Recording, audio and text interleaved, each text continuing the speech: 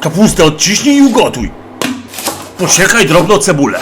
Następnie pieczary. Zetrzyj je na tarce na dużych oczkach. Na patelni rozgrzej trochę oleju i usmaż cebulę.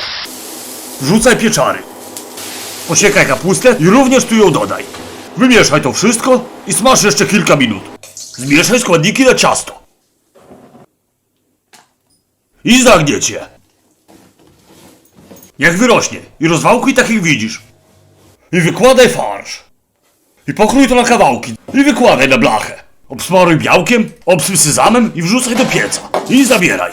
Potem pełny przepis jak i inne zapraszam na kanał.